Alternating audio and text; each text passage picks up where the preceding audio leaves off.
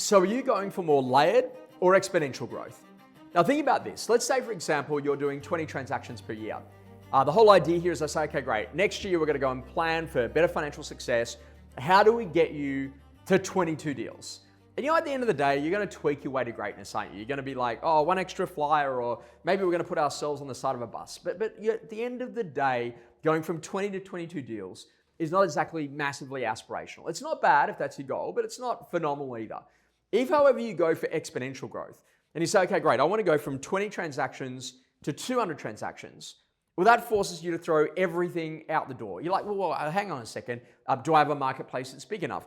How would I do 20 opens every Saturday? It can't just be about me now. I've got to actually employ 2 other salespeople inside of my team. I'm going to need a full-time operations person. Well, I'm going to need to get really clear about the market areas that I service, the price points that I go after, the way I go to generate my leads, how I go to win. All of those things are fundamentally going to need to change, because if I'm going to pace at 200 transactions a year, I've got to get out of my head and I've got to get out of the way. And this is probably one of the most amazing things that you can do to change your thinking about how you actually grow a business. Because gear your business as though you're going to go for 200 transactions a year forces you to reimagine the systems, the size of your team, and your structure.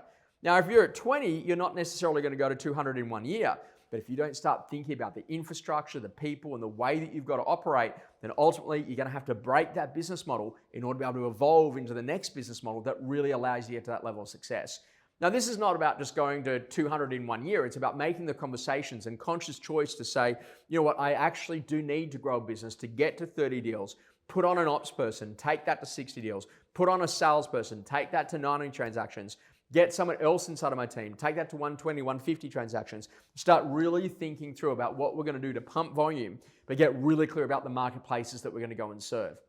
And this is such a foundationally important quality question, is that ultimately the problem for most people is they keep on going for layered growth and they keep on trying to push a business model to actually get a particular result that business model just can't actually produce anymore. And so what you've now got to do is you've got to switch business models and start to think, okay, great, if I'm going to go after exponential growth, what fundamentally needs to break in order to be able to go and allow myself to go to perform at the highest levels? The challenge in life is to think very differently beyond just layered growth and playing it safe, and starting to think that if you've got all the foundations right, you've built the right systems, you've got the right people, why can't you go for exponential growth? And literally just do that as an exercise to say, okay, great. If I was going to go from 20 to 200 deals, what would need to change inside of my business? How would I need to change as a leader? How would I need to change the way I train people? How would I need to change the way I grow people? What would actually be the things that I would need to do in order to be able to go and perform at the highest levels? Exponential thinking changes how your business actually grows.